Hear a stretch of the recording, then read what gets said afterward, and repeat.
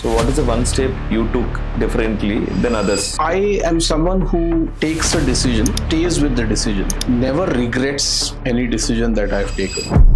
He is Mr. Viiveck Verma. He is a 30 years experienced corporate entrepreneur, founder, mentor, and certified coach. In this episode, Viiveck shares a mindset that helps him scale business from scratch to multiple crores and rises from a sales executive to the C-suite.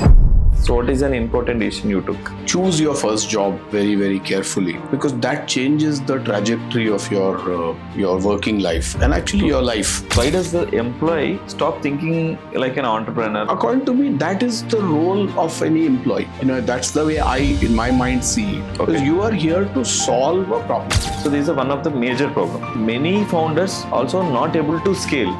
Sometimes the customer also does not understand the problem. Okay. We call it the latent need. I think the classic example of that is nobody realized a touch phone is a need till Steve Jobs helped people realize that this is a need. The possibility of success is low because if you don't try, then you have failed and you're going to stay there. If you try, there is a possibility the things may turn around. Every successful company has a few people who change its trajectory. For over 30 years, today's guest is that person who changed multiple times in multiple companies. He started as a sales executive and went on to lead the companies across the country like InterGlobe, DHL, Karvy, BPL and several others. For nearly 3 decades, he wasn't just an employee, he's a corporate entrepreneur. He walked into the companies at zero, started from the scratch, held operations and scaled to the hundreds of crores. He is Mr. Viiveck Verma. He is over 30 years corporate entrepreneur, founder, mentor and certified coach. In this episode, Viiveck shares a mindset how he helped companies to grow from scratch to multiple crores and how he raised from sales executive to C-suite entrepreneur. We discussed how employees can think like an entrepreneur and help companies to grow and accelerate their career. One of the biggest lessons from this conversation, if you're working hard in the job, isn't building someone else's company. It is building yourself. If you're a fresher, manager, entrepreneur or someone looking for the direction in your career, this episode is for you. Please like, share and subscribe. Welcome, Mr. Viiveck. We are happy to host you. Thank you. We're glad to have you here on board. So hope we'll have a wonderful session. Thank you very much. I'm glad to be here and absolutely hope that it's a wonderful conversation. I came across that you have done multiple works in your C-suite level. So before you go there, so where are you from and how did you get there? So I was in the hostel when I was studying in my graduation. Got it. And I think that's when, I decided to become independent. More out of my own, at that time, I think I can call it the easiest word is Kida. Okay. That I will be on my own, I'll take care of my own expenditure rather than depend on pocket money which comes from home. So in the hostel, I decided to start doing some part-time jobs. Okay. So difficult, but life is not meant to be easy. So I was a science student. Okay. So you have a full day college, but I was also doing part-time jobs. Okay. So started very early selling some accessories for scooters, for motorcycles. Got it. It used to be called a contact breaker point. You may not even probably remember the earlier scooters had those small point where the light and the horn switch used to be. Okay. So I used to sell a part which went inside that. Is it? Okay. Yeah, so it's called a contact breaker point. So Okay. I used to sell it for a company in Ahmedabad to Bajaj Auto, to Kinetic Honda and all of that because they were all Pune based. Okay. So I was doing a part-time job, earning 300 rupees a month, which was enough for a college student to earn pocket money. How did you get connected these two dots?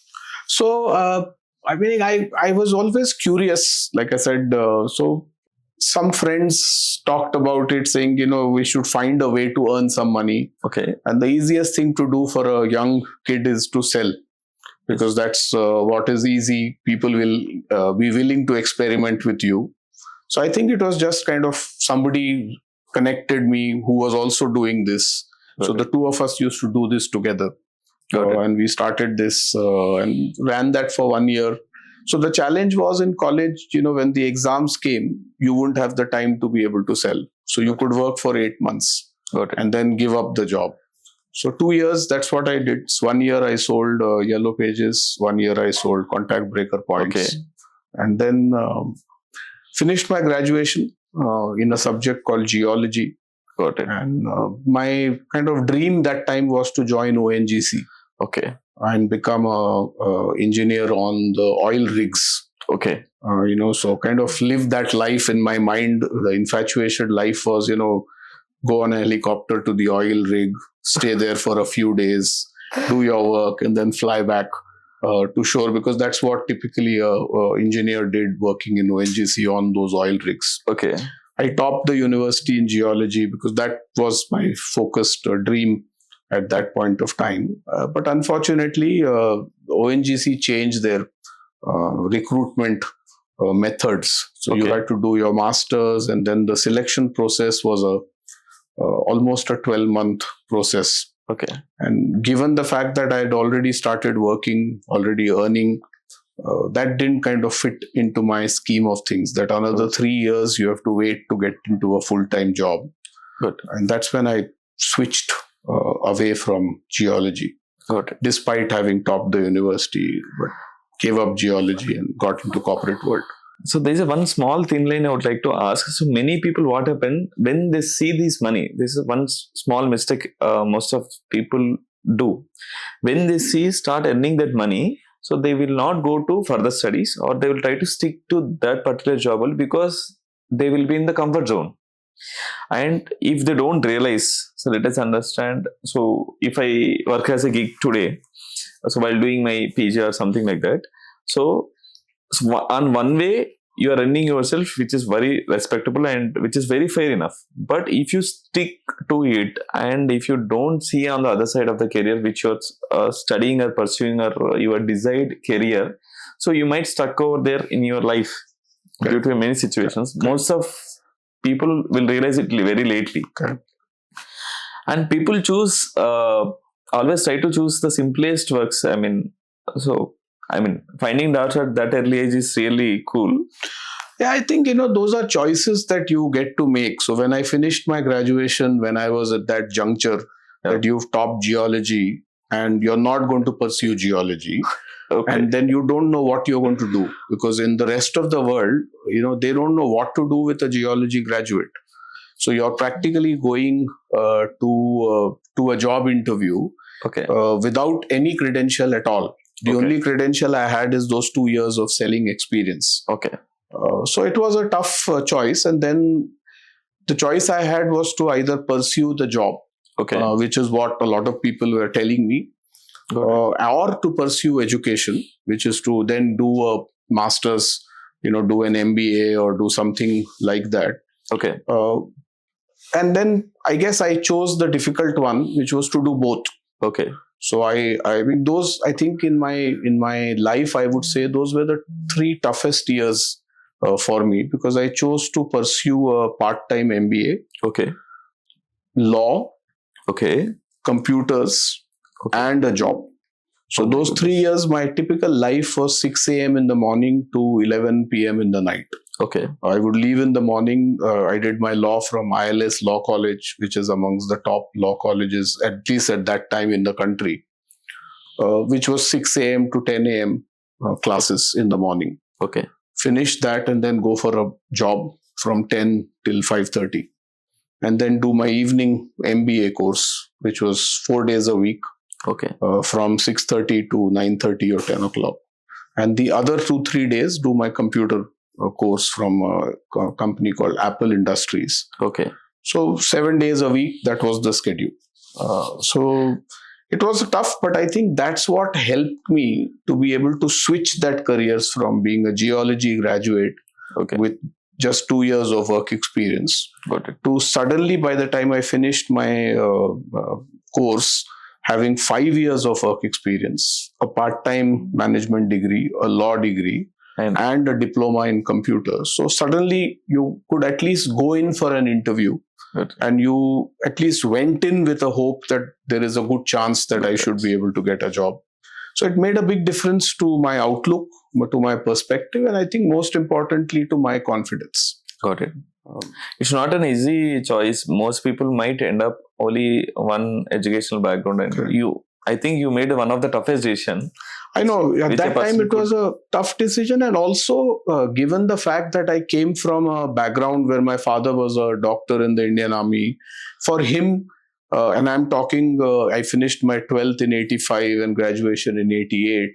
So 85, 88, if you did not become a doctor or an engineer, you were basically useless. You were good for nothing and you could do nothing. And in my case, engineering was also not an option. Okay. So it was only if you couldn't become a medical doctor, then I don't know what you were doing. Okay. So in 85, when I finished my 12th, for him it was all about you have to join AFMC. Okay. Which is become an army officer like him and become a doctor. And I wasn't, I was not somebody who was that studious, so to say. Today it's become a lot more competitive, but even then it was competitive. So I was not cut out for doing that. So he said, no, you have to give the entrance exam and you have to clear that and get into. Obviously, I gave the exam and didn't clear it and decided to do my graduation, chose Ferguson College. Took a subject of geology. For the rest of the world, it was okay, it's a good college. Geology was not very well known at that time, so you're pursuing something new. But for him, it was, I don't know what you're doing, but whatever you're doing, you have one more year. So you have to give your entrance exam next year. In the 1 year, you can choose to join some college or sit at home, you take a call. But finish your 1 year, prepare, get into the entrance exam, and that's your path. So he wasn't bothered about what I was doing. And of course, the second year also I did not clear. And then I told him, it's embarrassing for you. It's embarrassing for me. So why are we wasting our time? Thankfully, he gave up. I had an incident in my 9th grade, when I failed. And I think that changed life for me, or my thinking very, very, I would almost call it permanently. That, till then, I was somebody who was not really focused. It's okay, whatever is happening. You're just kind of flowing on the river. It didn't matter where the river was going. You were just something, a dead leaf floating on a river. But when I failed in 4 subjects in my 9th grade, and, as in a Kendriya Vidyalaya, where the rule was if you failed in 3 subjects, you would get a supplementary exam and you would get another opportunity to write that. And if you cleared it, you could move forward. But if you failed in 4, then you were declared failed and you had to repeat the class. So for me, that became a very embarrassing moment because I failed. And to me, that was not a surprise because I knew I had not put in the effort. But the realization suddenly happened where for the family, it became a big joke. That father is an army officer, the eldest in his family. Mother was a postgraduate, eldest in her family. I was the eldest of the generation. So everyone was kind of looking up to saying that, your children will obviously do well. And then suddenly it was a question of now going and telling people that your son is going to repeat the 9th standard because he has failed. And that's when I kind of also thought, for the first time seriously in my life, saying, what the hell is going on, and what are you doing? And I then went personally to the principal and kind of pleaded, begged, cried. I don't know what I didn't try. Is anything under the book I tried, and fortunately managed to convince him to say that give me an opportunity to appear for all 4 as a supplementary. Make an exception. You normally do 3, but make an exception for me. And if I don't clear, then obviously the fate. I will obviously have to repeat. And fortunately, I could clear all the 4 papers. And I went to 10th. And I think that's when my life turned to say that, you have to know what you want to do. And it doesn't matter what. I think to me, till then, education was about learning, not about exams. And I was kind of living in that world that, what you're learning and what you're writing doesn't seem to match. So that change in my mind happened that, what you're thinking doesn't matter. the world is going to evaluate you on the standards the world has set. Yes. And for them, the standard is the exam. Now, They see whether you from their learn or eyes, not. obviously. Huh? Yeah, so that's the only yardstick of performance that they are going to judge you on. Okay. So if you can't clear it, that's it, you're a failure. Got it. So that realization came, and I think that stayed with me and still stays with me, that you have to recognize what performance standard is and then measure yourself against that. Whether you like it or you don't like it is a separate story. Got it. But you can't change the world overnight. Got it. So I think that stayed with me. That failure and that, I tell people even today that failure is a very good thing. And I think for me, that was the good thing that happened, that changed the course of my life. I went on to do okay, this kind of first class in 10th, distinction in 12th, Got it. topper in the university. So I think the education path also changed. And it's not as if I changed as a human being. It's just that the mindset changed and said, okay, that's what the world wants, then that's what the world will get from me. I mean, how did your job role trajectory changed?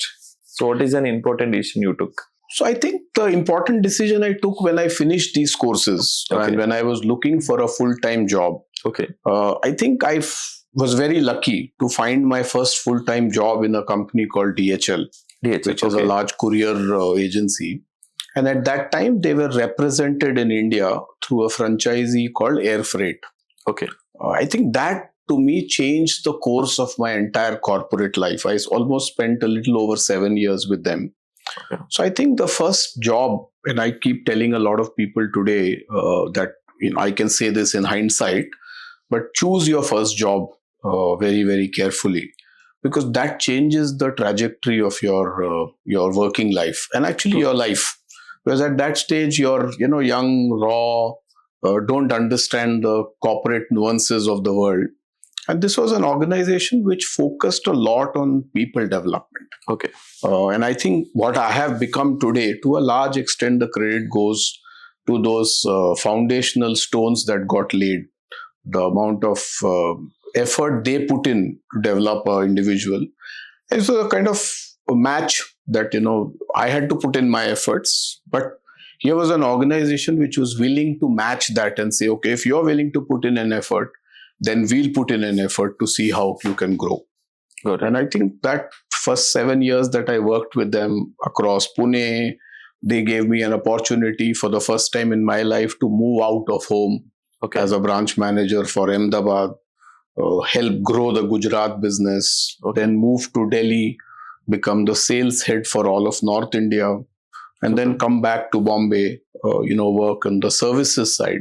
So quite a few of those decisions came from my exposure working with them, came from people I was working with. And, I was lucky in multiple ways. A people-focused organization, phenomenal colleagues, phenomenal mentors, meaning many of those mentors are very good friends today, almost 40 years later. But they are the ones who kind of help shape those early thoughts and early path that I chose to take. So what is the one step you took differently than others? So many people might stuck up, so who might be starting career job with the same equivalent level. So what one step you have done differently? So I think the one thing that I think I have taken differently then and continues to stay with me is that I am someone who takes a decision, stays with the decision, never regrets any decision that I've taken. Even today, I have no regrets for any decision I took, and don't waver from my decision. And I think the first exposure to that I got was when I was to join DHL. I was to work for a small dealer of computer selling per tech computers that time. And when the opportunity to kind of apply for a job at DHL came, I went there for an interview, and I'm talking 1990, so long time ago, 36, 37 years ago. They said that we have a sales executive job in Pune, and that job will pay you 1,270 rupees salary. Okay. And I was very clear in my mind that, 1,500 rupees has to be my salary. If it's not 1,500, I'm not interested. Okay. And a lot of people told me you're being very arrogant.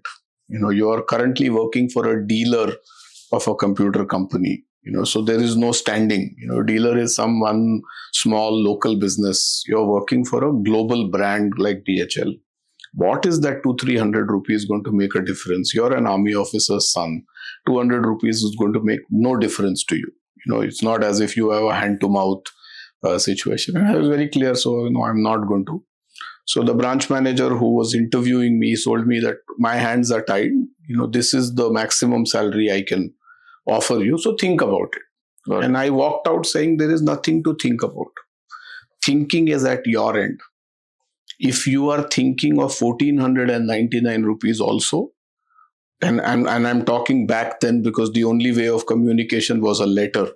So I said, if you're thinking of 1,499, don't send me the offer letter because I will tear it and throw it. If it's 1,500, talk to me. If it's 1 rupee less, I'm not interested. Got it. And it was seen by many people, including my own family, saying you're being arrogant. Okay. When you at this age, you're starting your career, your first full-time job, and you're behaving as if you're, some God's gift to mankind. And I said, no, it's just that it doesn't happen. It doesn't happen. I'm not having a job. It's lesser money. It's okay. Something else will come. And about 15 days later, I got a call from the same company to say that can you come down for another round of interview? And I had already been through 2. So I asked that branch manager that I can come down for an interview, but I hope you remember what I had told you. Because if that hasn't changed, in my mind, nothing has changed. So if you think in 2 weeks, I may have changed my mind, I haven't. He said, no, our managing director is in town and I would like you to meet him. Got it. I said, sure, I'll come down. But in my mind, I was thinking for a sales executive job in one branch, how is the managing director getting involved? So I'm starting to have a doubt. Am I making a right choice? Even if they offer me the 1,500 rupees today, that if a managing director is getting involved. And then I think one of my best interactions happened with a gentleman called Cyrus Gazdar, who was the owner of Air Freight. Okay. And I spent about an hour with him in that interview. 45 minutes of that hour was on geology, because he was also a geology graduate. And he said, here's an opportunity for me to catch up on what's going on in geology, 20 years down the line. And I was amazed at saying that I thought when I took geology, it was kind of a path-breaking thing. But if you did this 15-20 years ago, what were you thinking about taking geology? So the conversation went like that. Got it. And we had the branch manager sitting there, kind of scratching his head saying, when is the interview going to start? And towards the end, I think he asked a few questions. And then the next day, I got my offer letter at 1,530 rupees salary, because that time you had those slabs. Okay. So you would get that slab. I don't know if you would have seen, at least maybe in your parents' case, that used to be your salary is 1,200 and then increment will be 70 rupees up to 1,600 rupees, and then increment will be this much. So you didn't have a flexibility like now. Okay. So it was already in those slabs. So it was 1,530. So I asked my branch manager, what happened? Because when I met you and I asked you, you said 1,270 is your limit. Now I get a letter which is 1,530. The managing director is interviewing a sales executive. I'm very confused. What's going on? And he and his boss, which is the area manager, they both met me and they said, we liked you, but our hands were tied. And we thought if the managing director and the owner likes you, then all rules can get broken. True. So that was the gamble we were playing with. Okay. And that's what happened. He's met you, he spoke to you, he liked you, he just put a small comment on your form saying, please hire. Now that gives us the freedom in the network to go and say, salary is not a problem now. The owner has said hire. So, Right. So I think that to your question, that stayed with me. That if you have decided something, don't waver from it. Because, then things will come around to what you require. But if you waver and if you get away from that, then maybe you didn't think through. Got it. originally. So how many years did you work with DHL? I worked with them from 1990 to 96, almost, like I said, seven years with them. And I think very good exposure because I got different jobs, and I realized in that first job that, I like to experiment. I like to try new things. Okay. So I worked with them for 2 years as a salesperson in Pune, went as a branch manager for Ahmedabad, then grew a few other places in Gujarat, Got it. then became the sales head for North India. So I was managing 22 branches across North India. So I think, in terms of solving the problem and the homework that you need to do, I can give you an example of when I started my career and when I was with DHL. Okay. And when I was spending a fair bit of my time in operations, I had the knowledge of, in the courier industry and the travel industry operates on codes. Okay. For example, every city has a 3-letter code. Okay. Like Hyderabad is HYD, Got it. Pune is PNQ, Mumbai is BOM, like that. So every city in the world has a 3-letter code. Okay. And every country in the world has a 2-letter code. Okay. So if a document has to go to Pune, it will be coded as PNQIN. Okay. So when I look at the code, I know it's meant for that. So I would spend my time writing these codes on every document which went out of Pune. Okay. And the argument against me would be, why are you wasting your time? And the argument I would give is, this way I know what are the country codes in the country, what are the city codes in the world, where do most documents go, what kind of documents go, why are they sending it? So understanding the depth behind it. Got it. And I think that came into a very good advantage when this branch manager and me were making a sales call to a large bank who we were trying to get, who were not dealing with us. And the bank manager or the general manager of the bank asked me, why should we deal with you? And what is it that you bring to the table which my current provider does not give? Okay. And my response to him, from whatever I remember today, was that you send your letter of credit to, I think it was Chase Manhattan Bank in New York. Okay. And you send this at least 5 days a week because your client, XYZ in Pune, is the customer you deal with. And you send this letter of credit to Chase Manhattan Bank. They are located on the 32nd floor of this building. Now, my courier company takes your document to New York airport, from where we fly an helicopter, which lands on your rooftop. And it takes roughly this many minutes from the rooftop to your 32nd floor. Okay. And your gentleman called Chris, who receives this document, if you deal with me, will guaranteed receive this document before 10:30 a.m. Okay. Because my aircraft lands in New York at this time, my helicopter takes off at this time, lands at this time. It takes him 9 minutes to get from the terrace to the 32nd floor. And I know Chris will receive this document before 10:30 under any circumstances. Okay. And this general manager was shocked. He said, how do you know my customer? How do you know Chris is the right person? Because what you're saying is true. I never write the name on my envelope, but you know. How do you know that? And you also know this route.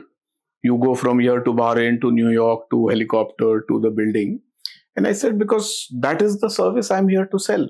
And if I can't give you that detail, then what is it that you are getting? And that customer, no doubt, moved to us, stayed with us, and that general manager is still someone I know well.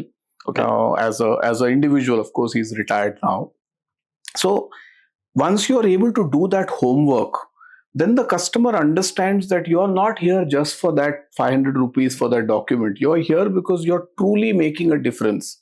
And of course, you're getting the 500 rupee per document. So you're not running away.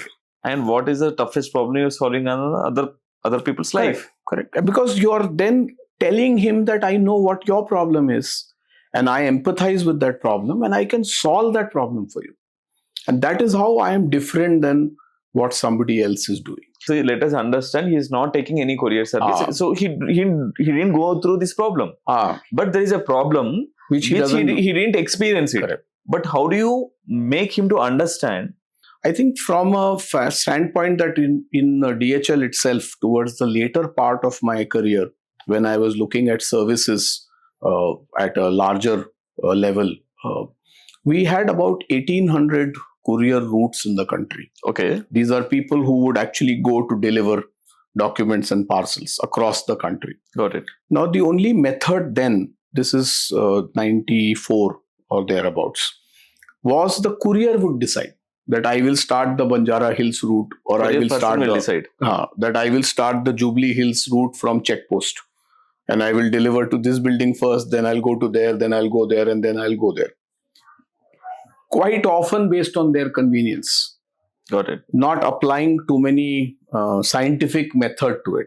Got it. And I kind of realized this, that maybe that's not the most efficient way, because tomorrow the courier changes. Then the new person comes and they apply their own logic. Got it. And suddenly the customer is experiencing a different level of service. Got it. Because somebody changed. And we are in an industry where employees change all the time.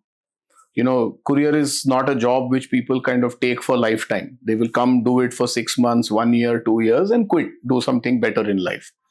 So we engaged a large system. We took digitized maps which were never used in India at that time. So we worked with a company who was struggling as a startup to get a used case. And we said, we'll give you a used case. And we did this exercise over, I think, about 5 months. Okay. Where all 1,800 routes for a 6-month data, we captured that, digitized that, and then used the CPM PERT engineering method to design the most scientific way the route should be designed. Okay. Not left to an individual courier, but actually keeping in the mind the one way, keeping in mind the traffic, keeping in mind the volume that we get in which building, because all that the past 6 months data gave us. Yes. And then we could bring down the 1,800 routes to 1,200 routes. Now imagine in 94, it just meant 600 employees you could reduce, 600 vehicles you could reduce. And it made, if I remember the numbers right, almost 20 crores of cost difference. Profits. Straight to the profit. Yeah. And even more than that, it gave us the confidence to say that by 10:30 in the morning, we are actually delivering 98% of our documents. Got it. And we actually went out and launched a guaranteed 10:30 a.m. delivery. That if you don't get your document delivered by 10:30, you'll get your money back. Because we knew in our mind that 98% we are already doing. The data is already telling us. All we have to do is push that 2% more, which I'm sure in the next few days we can do. And that became a great success for us, because what is a customer looking at? Some method of a guarantee. Yeah. Some method of the fact that you are so confident. And imagine you see an ad on the front page of a newspaper saying money back guarantee. If not delivered by 10:30, you get your money back. And that gave us such a lot of confidence. So I think improving efficiencies where nobody had realized that. For us, that was a system working for many years, and it was working. But I think that difference made a huge, the organization benefited. But 20 crores in 94 is a lot of money, which is going straight to your bottom line. Got it. So how did you manage to get into that big position? So it usually takes a lot of time. So what did you prove them? My question. I think my question was that somewhere, and at that time, obviously, I didn't know this, but somewhere in my mind, I think I was always thinking holistic. Okay. So even when I was a sales executive in Pune, and typically a salesperson's job is a salesperson's job. Just go sell, and spend your 8 hours selling. I would kind of come back and spend almost 3 hours in operations. And I would have this constant battle with my sales branch manager. You're a sales executive, go out in the field, sell, that's your job. why are you wasting your time, sitting in operations for 2-3 hours every day? And my answer to him would be, you give me a target. No? After that, why are you bothered? Whether I sit in sales, whether I sit in operations, whether I sit at home, why does it matter to you? You give me a target, you push the target and give me a target, I'll meet your target. After that, don't waste my time. I know what I'm doing. And it took me almost 2 years for him to understand why I was doing what I was doing. Okay. Because for me, it was very important to be able to know the product that you're selling. Yep.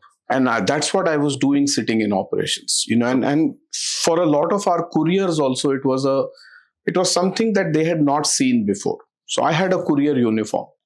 Okay. Every Friday, I would take a route. In couriers, you have these routes. One Yes. route will go to Banjara Hills, one will go to Jubilee Hills. So I would take a courier route and actually go out as a courier. Not piggybacking, not like that, as a courier. Okay. So wear the courier uniform, take the courier kinetic Honda, take the documents and parcels and go and deliver, go and do the pickups. Got it. And that's what these people would find very funny, saying, you're a sales executive, why are you doing this? Got it. And my answer was, because that way I know the problems they face. More important, when I go to a large company, let's say in that time in Pune, the large companies were Bharat Forge, Alpha Level, things like that. As a sales executive, I'm meeting their executives and I'm dealing with them. But this business is transacted with the dispatch clerk. Okay. Because he or she is the one who takes a decision. This will go to DHL, this will go to Blue Dart, this will go to Skypack. True. That I can't interact with if I am a sales executive. So I can interact when I go in a courier uniform and I stand with him, I put my arm around his shoulder, I go and have a cup of tea with him. That difference is what I'm trying to achieve. Got it. And I think that took me 2 years to prove that, that is how business is done. And I become a master of operations by the end of 2 years.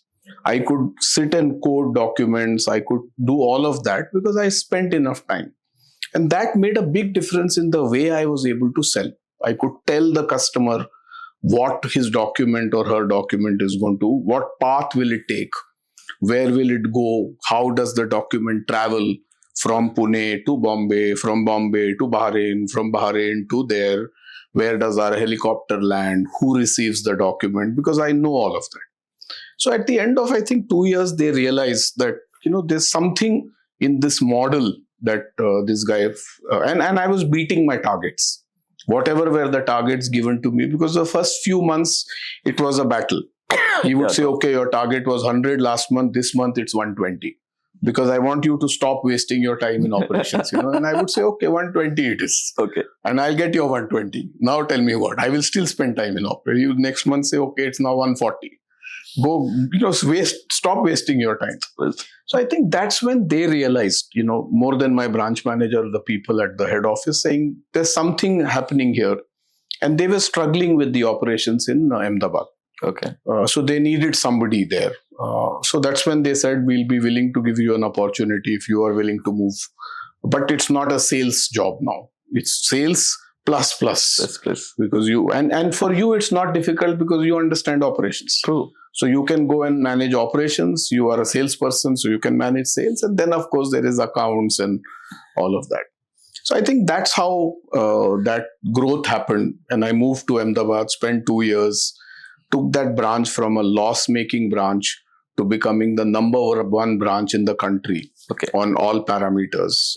And then they said, okay, we need somebody to come to Delhi to look after sales for North India. Okay.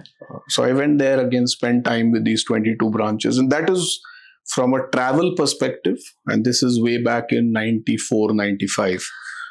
I had 22 branches from Srinagar to Udaipur to Banaras. Okay. And a lot of these branches did not have fancy methods to travel. Okay. For example, there was a branch that time in a place called Badoi. Many of you may not even know the place. It's a small town between Allahabad and Banaras. Okay. Where the best quality carpets are made. Okay. And similarly, there is a place called Panipat. Okay. There is a place called Moradabad. Okay. Panipat makes the best daris and Moradabad makes the best brass. Okay. Pots or equipment or not equipment, artifacts and all that. Artifacts. So all of those were places where we had our branches. Got it. So I had to go travel. The only way to travel was to take some bus or a local train. So it was tough, but gave me phenomenal exposure to learn different small cities, big cities, metros, non-metros. So I think, the 7 years, I think were my best learning years. Okay. In terms of exposure. From there, where did you get? After that, I after 7 years, I felt I was kind of at a place where I've done the salesperson in a branch manager, a regional sales job, a regional services job. Correct. So from a learning perspective, there wasn't anything more for me. I would have grown, my salary would have grown, but from a learning perspective, I wouldn't have learned anything new. And that is when an opportunity with a company called BPL Mobile came. Okay. And this is when mobile phones as a concept was getting launched in India. This is 1996. Got it. And BPL Mobile kind of approached me to say that we are looking for somebody to head services for us. Okay. Which is set up the call center, which is to set up the showrooms, which is to set up the whole back-end process of processing the forms and all of that. Okay. And in DHL, in my last stint as services in 94, 95, I had set up the first call center in India. Okay. Which is when the first ACD, automatic call distributor, which was a massive equipment then, was imported by us and we set it up. Okay. So I had a little bit of exposure in that area. So that's when that kind of change happened and I joined them as the head of service delivery. How many years did you work in BP? 2 years. 2 years. Yeah. So 96 to 98, I was with them. And then 98, I joined a group called InterGlobe Group. Okay. Which is the same group which runs the Indigo Airlines today. They ran a travel technology business called Galileo. Okay. So you mean the travel agency software? So Yes. Something like that. Yeah. So it is an agency which travel agents use to book tickets on airlines or hotel rooms or cruise or a few other things like that. So there were only 3 companies at that stage globally. Galileo, Amadeus and Sabre. Okay. So InterGlobe represented Galileo for India. So I joined them to look after the Western India business for them as the P&L head. I totally spent 5 years with them, 2 years as the Western India head. And then I was promoted to become the India head. And then I moved to Delhi and became the general manager for India. Soon after that, I also came to know that you went to the competitor company. So what you have done, so being in the same industry from A company to the B company, and then what did you do differently? So being in the same type of industry. Yeah. So yes, when I moved from Galileo to Abacus, which was a Sabre subsidiary in India. So I think that 2 things that prompted me to go there.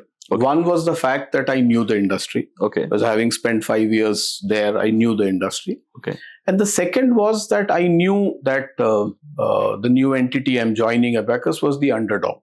Okay. So they were at roughly a single-digit market share, 6% or thereabouts. So it was a huge challenge. And like I said, for me, that is a very important parameter in anything new that I take, that there is a challenge. Got it. In a three operator market, 6% market share is a clear underdog. Got it. So I think that's where I took it, took the engagement, took the assignment. And I think the difference I was able to make was, I think that is where I personally also graduated from being a manager to a leader. Because I looked at the industry and I looked at where are the gaps in the industry. Got it. And given the fact that Sabre is a very large American operator and is operating through this subsidiary called Abacus, has technically a technology advantage. Now, how can we go and position that rightly in the market? And I looked at 2 opportunities that I saw as very big opportunities. One opportunity was that at that time, our largest domestic carrier, which is Indian Airlines, was not on any of these technology platforms. So they would operate on a old independent system of their own. They were not on these global distribution systems. Got it. So it took us a long time, but we were able to go. I was able to convince them that they should come on to a GDS platform. Got it. And they came on.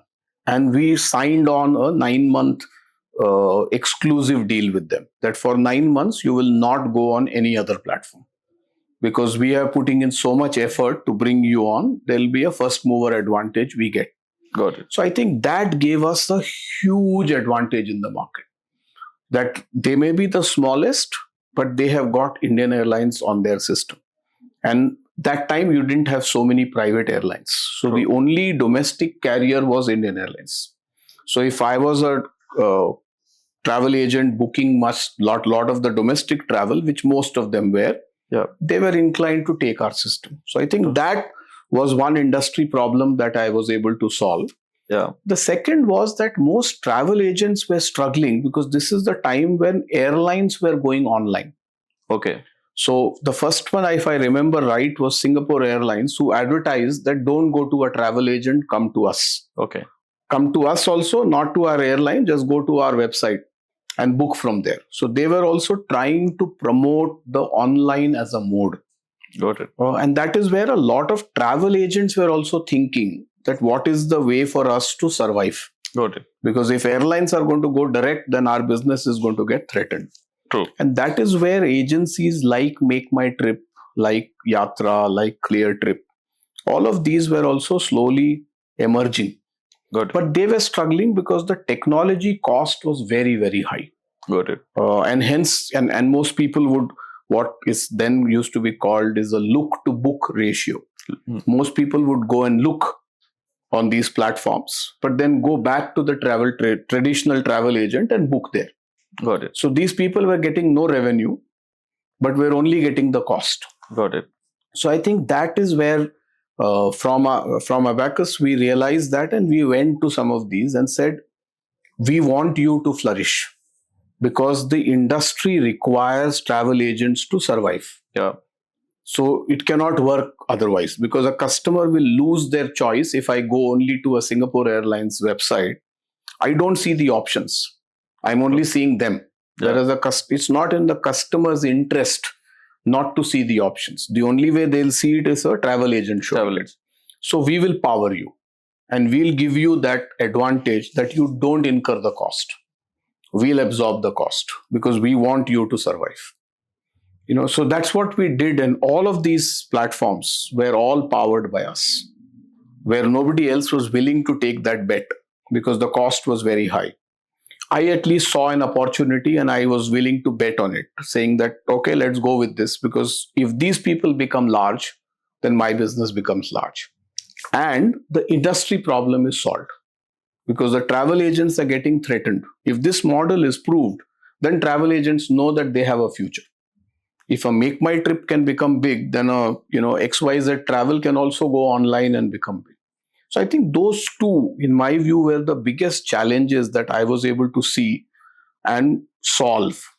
And as a result, we could kind of make a big difference to the industry and, of course, to our business. We grew in the 3 years that I spent with them. We went from that mid-single-digit market share to almost a 25-28% market share. So that's a great number. So very great number, especially in a 3-industry thing where the other two are extremely aggressive. Yeah. One of whom I had only worked with in the past. So I knew them. So I think the combination of that I knew the industry, I could identify the problems, and I knew how they operate. At least one of the two competitors operate. So I knew the nerve, so to say. So I knew where I could take some advantage because I knew that's not a strength they have. And where I shouldn't even bother to go because that's a strength they have. Got it. So I'm not going to be able to win that battle at all. Okay. So knowing your competition also makes a big difference. So I think those were the things that kind of helped me achieve the success. Okay. So every time you change the job profile, so what is the one thing you see? Because many people still struggle today. So taking same profile job with a different culture, different company, they'll take at least 2 to 3 months to settle down. So what you have done differently? So when you choose complete different path? So I would consciously choose a different path because I'm, someone who gets bored easily, especially bored with what is typically called a maintenance job. Okay. That it's a steady role. Steady job. So I meet a lot of my friends from school, college, and when they tell me that I've been in an organization for 20 years, 25 years, and kind of doing similar roles, my designations have changed, but the role hasn't changed. I find it very difficult. I feel that, what have you learned? Because if you're still doing the same role, your designation change or salary change does not give you a new learning. And for me, like from the early stage, it's been about what more can I learn? And what more can I do differently, which will stimulate me, which will kind of intellectually stimulate me to do something different. Got it. And as a result, I chose different industries. I haven't done a job in the same industry except for travel technology, where I worked with 2 companies. But otherwise, none of my jobs have been in the same industry. Okay. Every time I changed a job, it was a new industry. Because it gave me the challenge to say, okay, now let's go and learn that. And more importantly, let's also see what you can apply from this industry to that industry. And I think over a period of time, I think that's something that I have been able to do. And I'm saying this at the cost of modesty here, but I have been able to do quite well. Okay. What I learned in a logistics company, I was able to apply to a mobile company. Okay. What I learned in both these industries, I was applied to a travel technology company, because human psychology does not change. So how you deal with people, how you deal with problems is all about the mindset. And that does not change. Got it. The industry changes, the domain changes, but the domain of people does not change. Got it. So I think that way, what I look for is learning. What I look for was challenge. Okay. That what is the challenge here? So every role I took had a challenge. BPL Mobile was launching. Travel technology was somebody who was not doing that well in Western India. Okay. And they were looking for somebody to kind of turn things around for them. Like that, in every change, there was a challenge that was kind of thrown. And I would take that to say, okay, let me get in and prove to them. But I think more importantly, prove to myself that I can still apply what I learned, what you learned in a new place, and I can still succeed. Yeah. Or even if sometimes don't succeed, but at least learn and continue that path of learning something new. Keep learning and start doing something different. Yeah, true. So once you get into Grilio, so-called InterGlobe, so what is one thing you have done at very beginning? What did you realize? I mean, this is a very rare job. Mostly at that stage in India, the airlines is completely different. The booking tickets today was online. Back then it was agents. Correct. So how did you felt and how did you solve it? So I think again, I realized when I joined that company, spent the first maybe a month or 2, that it was about building relationships. Got it. Because it is about getting the travel agent to feel comfortable with dealing with you. Okay. And I realized there were 2 parts to it. One was a technology part to it. That did your computers work? Did the lease line work? Did your software work or not? But I felt that was part of the challenge. The other part of the challenge was the relationship that you can build. Because whatever you do, the systems will never be 100%. True. There will always be something that somebody else will do better than you. There will always be down times. And I'm talking about, late 90s, early 2000, when the world still operated on lease lines. So some road will be dug up somewhere, your lease line will be cut, and then the travel agency will be without a system because they are not connected. So all these were realities, So if you had a good relationship with the travel agent or with the staff of travel agent, they would be okay, even if you were, having some problems at some times, because you at least were resolving, you were listening, and you were doing things that they needed. So I realized that was where the difference would come. And I would spend a lot of my time when I was a regional head, but I would still spend a lot of my time working with people. Again, going back to the DHL kind of learning, that it's not just about the owner. So you can meet the CEO of Thomas Cook. and you have to have that relationship, because without that, the contract will not happen. But the CEO of Thomas Cook is not going to be sitting and using the system. That will be a counselor sitting on the travel desk who is dealing with the customer. Now, if that counselor is not happy with your software, they will switch to the other one. Okay. You can go and do whatever you want with the CEO. CEO is ultimately going to come and say, look, my customer is not happy, and my counselor is using whatever is the right system, because they have to keep the customer happy. True. So I think that principle I kind of applied back, and I built relationships at both the levels. Okay. And even internally within our team, I think I realized that people have the potential. And if you can work to get them to deliver to their best potential, then the biggest difference can happen. So I think that people to people, both at the customer end and at our end, is where I think the greatest success happened. That our guys were delivering at what they could deliver, and they didn't have the opportunity earlier. And so it was about giving them that chance. And one example I can give you is that I had a storekeeper. Okay. And so we had these lease lines, and we had these modems. Some of these things, most of the people today will not even understand what they mean. But you had this physical cable coming into your office, and you had this equipment called a modem, which converted that and connected to the computer. Okay. So we used to keep, I remember at that time, I think we had 1,800 or 2,000 lease lines. Okay. And each of these was connected to a modem. So we had to have an inventory of these modems. If somebody called and the modem was not working, somebody had to go repair it or replace it. So I had a guy who used to look after that in our inventory. Got it. And there was a taxi strike in Mumbai that happened when I'm talking 2000 or 99 or 2000. So I said, okay, take out your motorcycle, because that gentleman had a motorcycle.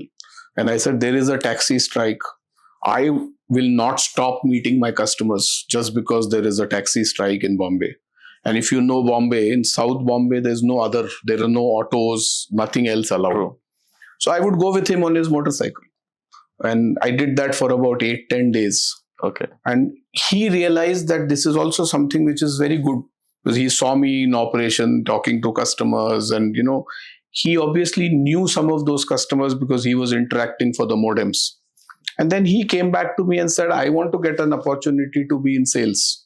Okay. So will you give me an opportunity? And I said, sure. It's okay. You'll have to learn your way up, but I'm okay to give you an opportunity. So you start handling some small travel agents, because then you'll slowly grow. And then that gentleman kind of grew from there, and over a period of, I think, 9 or 10 years, became the head of an airline for India. Oh. Because that's how his career changed, and he became a salesperson. And then his life is now only about sales. Got it. He was just a storekeeper. And for him, that was a big difference that it made. But for me, it was, a lot of times people say you did something for him. And I always go back and say, actually, I did something for myself, because I saw he had the potential. True. And I saw he can do that. And if he does that, I will achieve my larger objective. So let me give him an opportunity and do. So I think that people thing is what my biggest learning was there. Many people, tapping them in the right place or giving that opportunity is more important. And many people are scared to ask, because many people will think that what other person will think. Correct. Because no one will even try, or at least take that chance, that one chance. Correct. So that one chance can change the trajectory. Correct. So every Absolutely. time it happened multiple ways in your life with multiple people. And absolutely. And I think the one thing that has stayed, from whatever that almost 26 years back now, is relationships make a huge difference. True. And whatever role you are in, if you have a good relationship with somebody, then वो बोलते हैं 19-20 is okay. Even if you are at 19, you can get away with it. It's not the best thing to do. You should be delivering at what you are promised. But, we know life. It's not going to be like that all the time. True. And when those moments of truth come, when you fail and something does not go right, if you have a good relationship, you can tide over that. Got it. Because you know the person, and you can just call him and say, okay, we are experiencing some difficulty. But we will work the best to make sure that we'll tide over this. And in the interim, we'll do whatever we can to help you. Got it. Then the customer is saying, it's okay.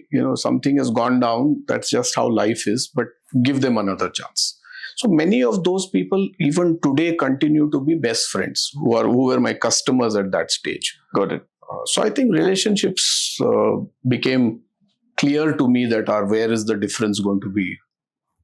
So making that one extra step, extra milestone is very much important. Many people don't know the difference, how to last or take this relationship further. They will try to see it as a more of materialistic object. Correct. Or it's like, okay, their sales, or it's like they just give in.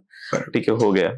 You never know how things will turn up in the life, and you never know the one good opportunity from where it will come.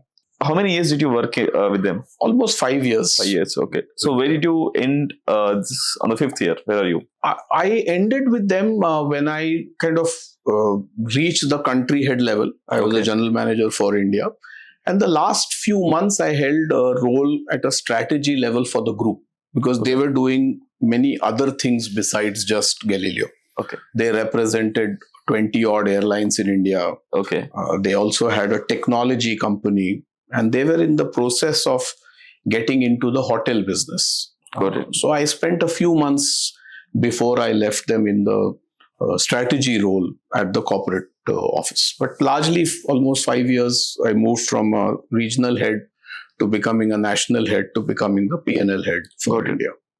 So I see, you are almost there with B2B throughout your job career or anything. So did you work with, did you get any chance to solve end user problem? B2C, the lower part. So how did you solve? So I think 2 places I got that opportunity. Okay. One was in DHL, because a lot of consumers would also come to us. Okay. One was the B2B, a bank or a large exporter. Yeah. But you also had a lot of individuals who would come, or a lot of small businesses who would come. So you had to also solve it for them.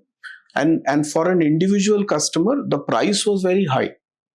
Because when I came to deliver a document which I want to send to my cousin or my relative in America, this is in early 90s, it would still cost you 1,000 rupees or 600 rupees, and that's a lot of money. Right? So how do you convince that person? Because they would think that it is like post. At that time, speed post didn't exist, but it is like post, which will probably cost 40 rupees or 50 rupees. And they would walk into your office, and then somebody will tell them 600 rupees. And they would be kind of, what the hell is this? And then our front office will call saying that I have a customer, I see a big potential, but I'm not able to convince them. So I think that is part where I had exposure. Similarly, in BPL Mobile, because BPL Mobile, we were dealing with individuals. Okay. And I think one of the things we did differently in BPL Mobile when I was with them is one of the biggest challenges in early days. Okay. For a service provider, it was about the service. Yes. Which was the SIM card and the service. SMS is working or not, or value-added service is working or not. Okay. But because this industry was new, a lot of people were struggling with handsets. They didn't know how this handset works. And what happens if the handset stops working. And the response from most people in the country was it's a Ericsson handset or it's a Nokia handset. You go to Nokia. Got it. Because I'm in the service business. I'm not the manufacturer of a Nokia handset. True. But in BPL Mobile, we launched we called it the phone doctor. Okay. And we launched a service that if you had a problem with your handset, just walk into a BPL store and we'll solve it for you. Got it. And we did the back-to-back working with the Nokias and the Ericssons of the world, trained our engineers that level 1 support we could provide in our showroom. Got it. So that made a big difference to the customer because, our service will be used only when the handset is working. If the handset has stopped working, then my billing is not going to happen.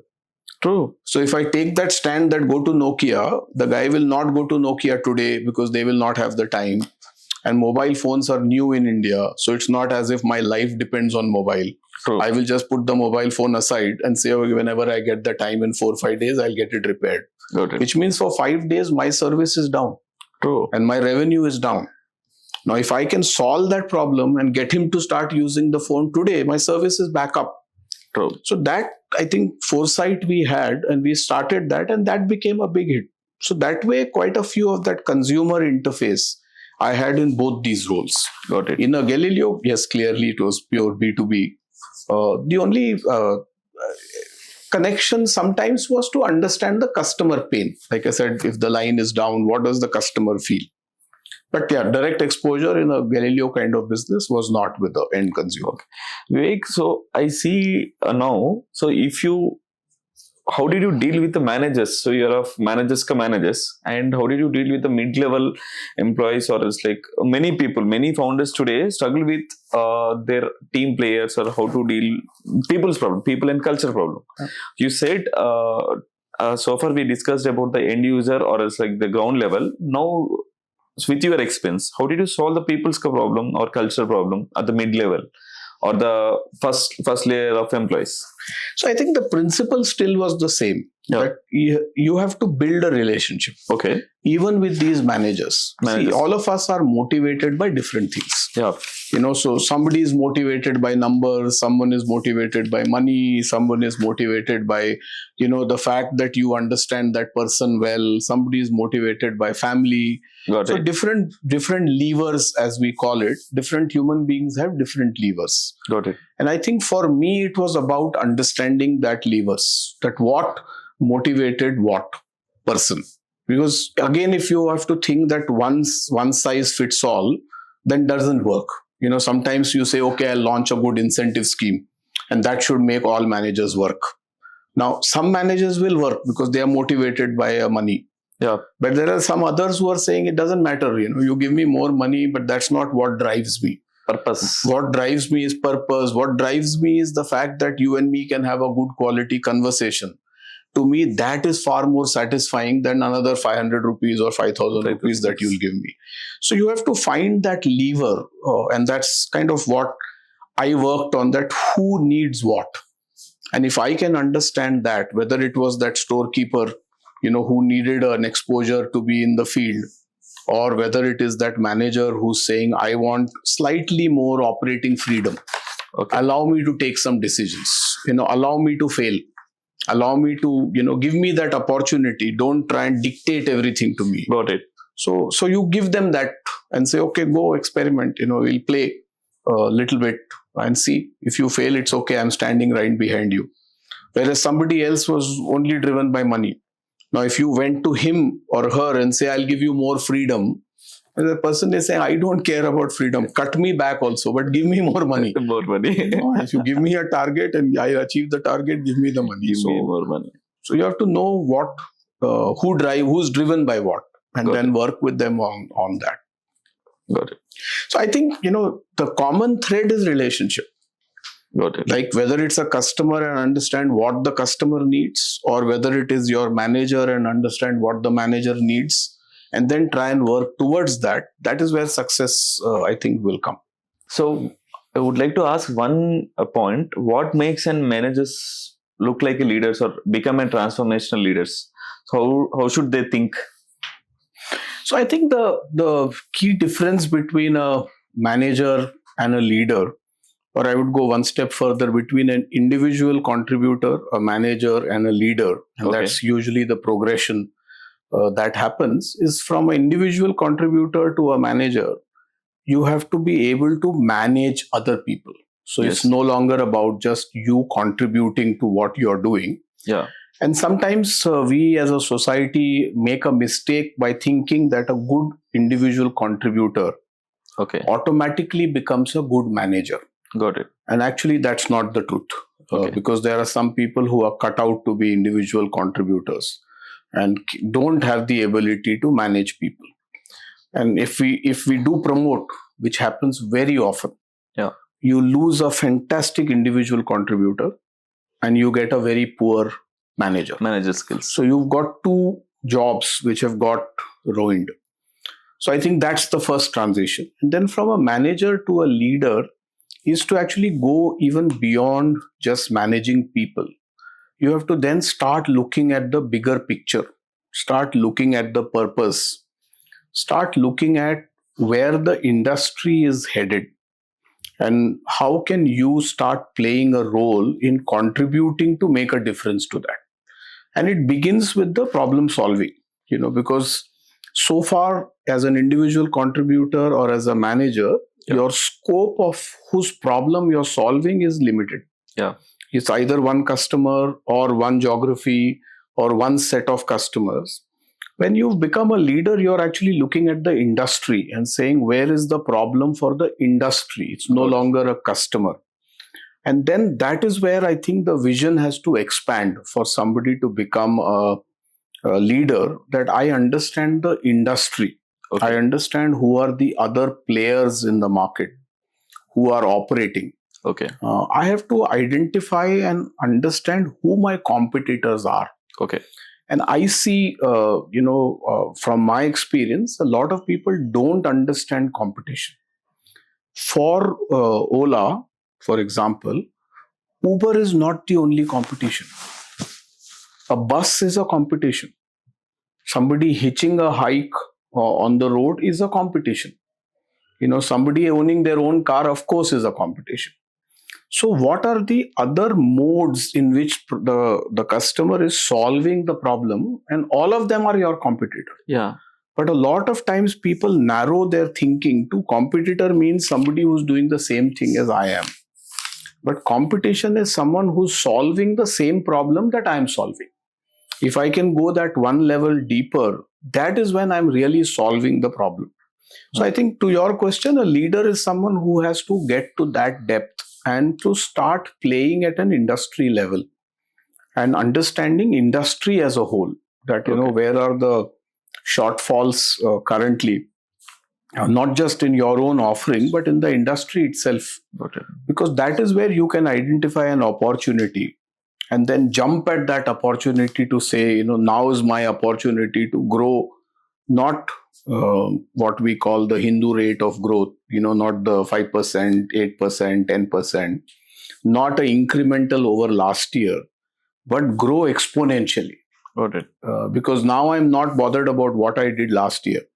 Now I'm looking at what the market available is and how can I play a role in that. So I think that distinguishes a good leader from a good manager. Or another classic example and more relevant from an Hyderabad context is yesterday or day before, Southwest Airlines, one of the leading airlines in the US, has opened their GCC in Hyderabad. Now, when that airline started, they started with the thought process of the fact that what is it that a customer who comes to an airline is looking at? Everyone in the industry was looking at, I want the best quality first class seats, the business class seats, the food has to be really outstanding, the customer service has to be really outstanding. And Southwest Airlines, when they launched, said, why are people coming to me? They're coming to me to get from point A to point B. These customers can go to the finest of restaurants and have the best meal they want. They're not coming to me for the best meal. They're coming to me, which I want to go from point A to point B. And they said, I will scrap all of this in my aircraft. So if you actually travel on Southwest Airlines ever, they have no boarding passes. So you're actually given, even today, you're actually given a plastic chip when you are boarding. And at the gate of the aircraft, the chip is taken back. It's free seating. First come, first serve. So there is no pre-allocated seats. So they charge you to be in the first segment because then you'll get better quality seat. But there is no pre-allocated seats. The only thing they serve on the aircraft is a packet of nuts and water. Everything else, very limited supply available, but everything else you have to buy. Because their thinking is, you're not coming to me to get some fancy breakfast or fancy lunch. So and they operate only from tier 2 airports.